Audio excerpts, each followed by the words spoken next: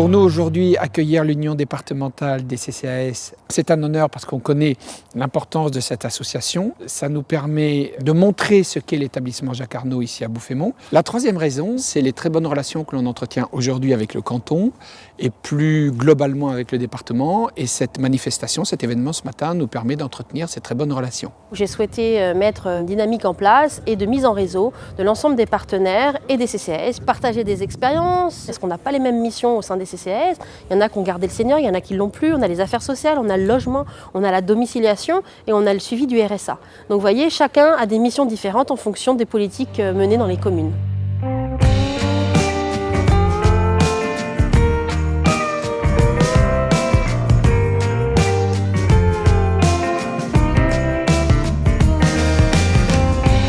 Les unions départementales, de par leur nom, c'est être ensemble, c'est le principe d'une union, c'est les représentants au niveau des départements.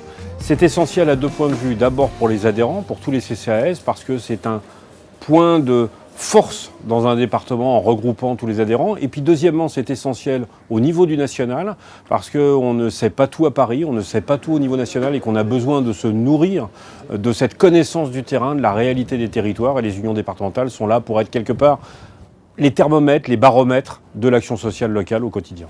Pour adhérer à l'UD, il faut adhérer à l'UNCAS. L'UNCAS a tout le service juridique. L'UD, on va plus travailler au niveau local, donc on va être plus proche des maires. On sait aujourd'hui dans les petites communes, comme dans les grandes d'ailleurs, que la crise étant de plus en plus prégnante dans la société, eh bien, le rôle du CCAS devient de plus en plus important.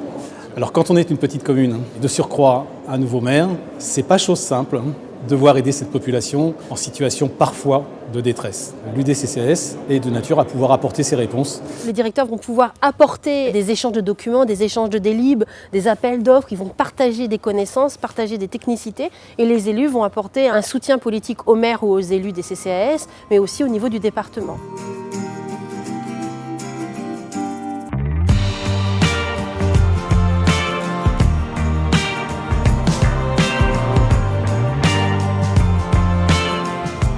Domiciliation, sujet très fort de 2015, qui n'est pas terminé puisque le schéma départemental du Val d'Oise n'est toujours pas finalisé, est en cours. On espère que deuxième trimestre 2016, nous allons pouvoir finaliser ce schéma et pouvoir l'appliquer très rapidement.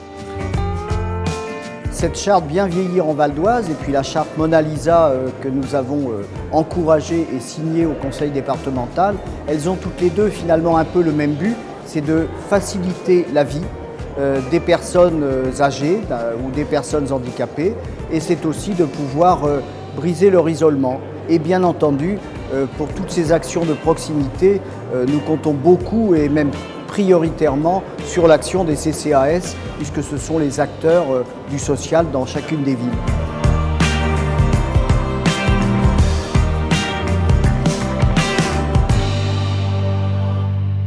On a lancé le thème 2016 voté ce matin sur les personnes souffrant de problèmes psychiques, donc en partenariat avec l'ARS, la MDPH et différents partenaires du Val d'Oise.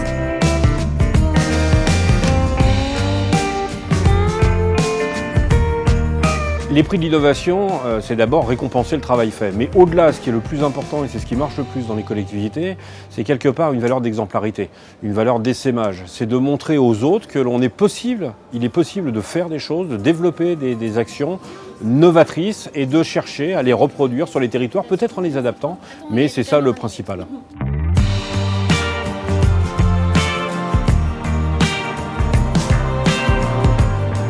On a eu la chance d'avoir le prix coup de cœur, donc qui est quand même un prix vraiment très reconnaissant, et ça nous donne un coup de pouce pour l'association.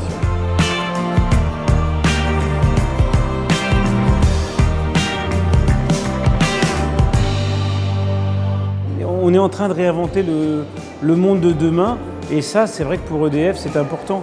C'est comme pour l'énergie avec la transition énergétique. On va changer de monde, et notamment sur le social, il faut aussi qu'il y ait de l'innovation, comme dans tous les autres domaines.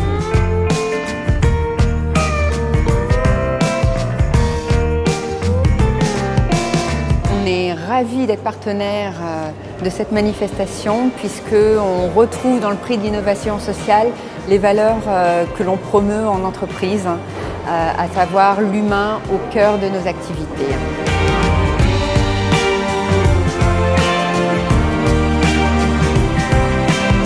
Oui, Alors je suis un élu heureux puisque nous avons obtenu le premier prix de l'innovation sociale dans le département.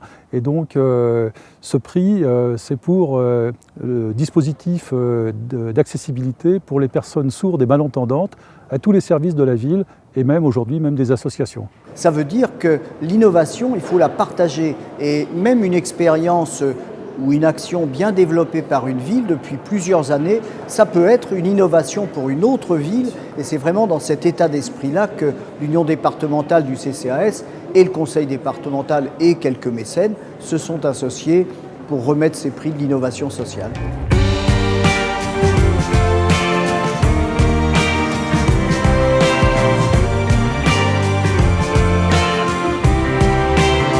J'ai vu des gens qui étaient passionnés, on a eu les débats, on a eu les rencontres et en tout cas je suis sûr que c'est une union qui va aller encore pour 90 ans.